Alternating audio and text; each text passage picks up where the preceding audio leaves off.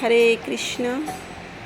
আজকে রাধা অষ্টমী, তাই আমাদের ছোটো মোটো একটা প্রোগ্রাম আমরা আয়োজন করেছি ভগবানের কৃপায় বা রাধারানীর কৃপাই বলুন।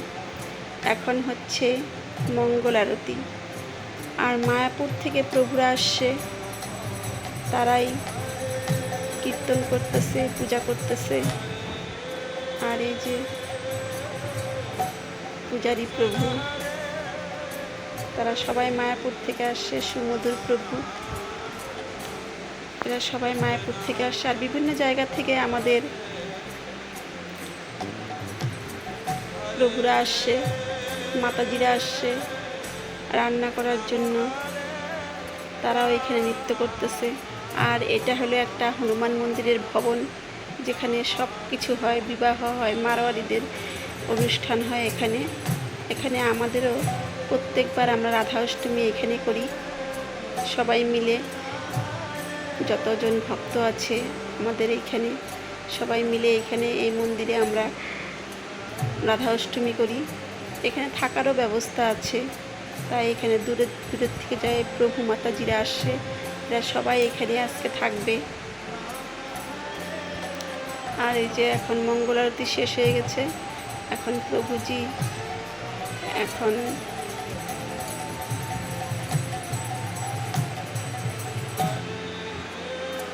ভাষণ দিচ্ছে, কিছু কথা বলছে।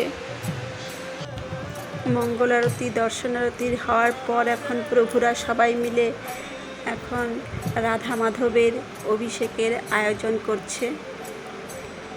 এই যে পূজারী প্রভু আয়োজন করছে, এই যে ফল দিয়ে মালা গেঁথেছে, প্রভুরাই মালা গেঁথেছে সুন্দর করে। আর এই যে প্রদীপগুলো, কালারিং প্রদীপ, এগুলো আমি নিজে হাতে বানিয়েছি আটা দিয়ে।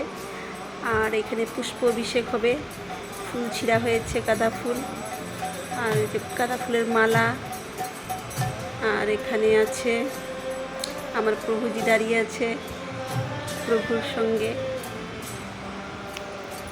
আর এখানে হবে এখন রাধারানী আর মাধবের অভিষেক। আপনারা সবাই দর্শন করুন। যারা যারা অভিষেক করতে পারেননি, তারা দর্শনের মাধ্যমেই ততটুকুই ফল লাভ হবে।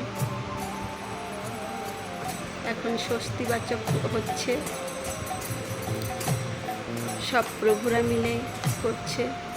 কেননা মেয়েদের বলে স্বস্তিবাচক করতে নেই, তাই আমরা সবাই সাইডে দাঁড়িয়েছিলাম।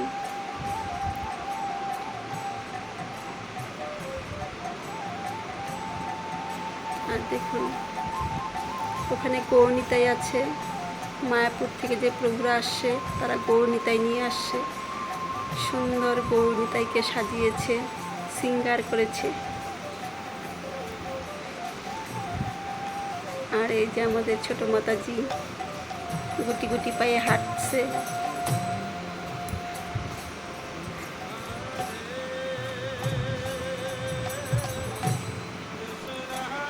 রাধারানীর কৃপা পাওয়া অনেক ভাগ্যের ব্যাপার।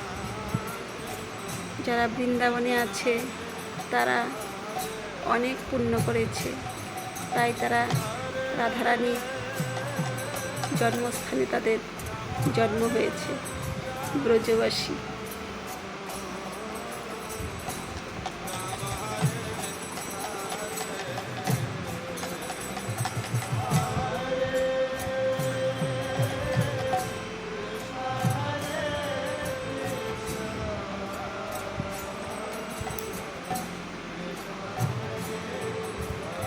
অনেক ভক্ত হয়েছে।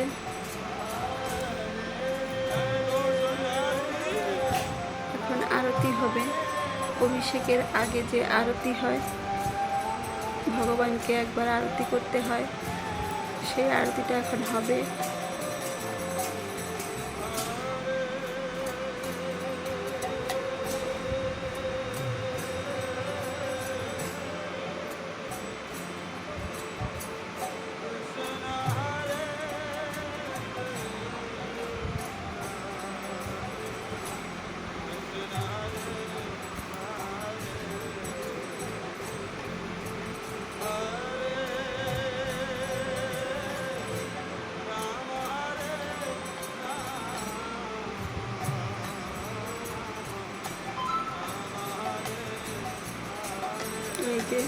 এখন অভিষেক শুরু হয়ে গেছে।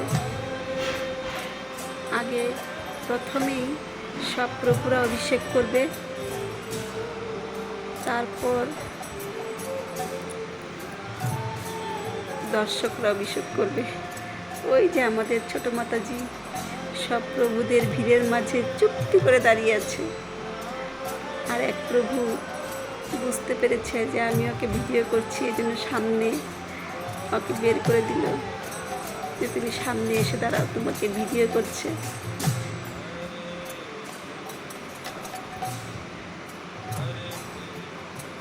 প্রভুদের এই সব ছোট ছোট মানে কি বলবো, প্রভুদের এত ভালোবাসা, এত স্নেহ দেখে আমাদের হৃদয় সত্যি খুব উৎফুল্ল হয়ে যায়।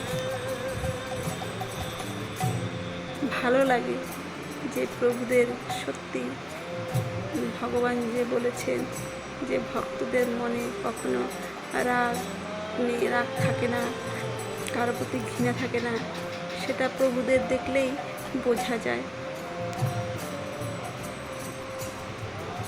আর এই যে মাতাজিরা বসে আছে, কখন রাধারানীর অভিষেক করবে, খুব অধীর আগ্রহে।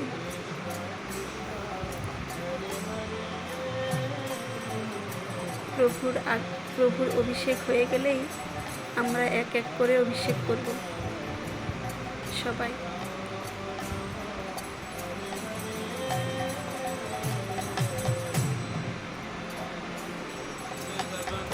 নানা দ্রব্য দিয়ে অভিষেক করা হয়, তাই একটু তো সময় লাগবেই। এক এক করে ভগবানকে আর রাধারানীকে অভিষেক করানো হয়।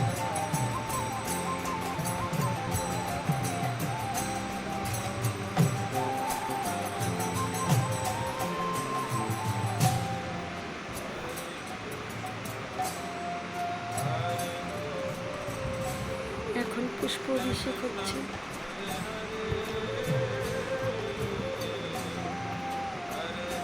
আমাদের অভিষেক হয়ে গেছে, সেটা দেখানো হয়নি। এখন পুষ্প অভিষেক হচ্ছে। পুষ্প অভিষেক প্রভুরাই করছে, সেটা আর আমরা করিনি।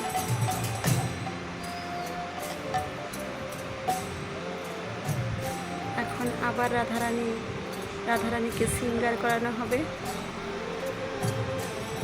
তারপর ভোগ লাগানো হবে। এই যে ভোগ 56 ভোগ লাগানো হয়েছে ভগবানকে আর রাধারানীকে। প্রভু ভোগ লাগালো।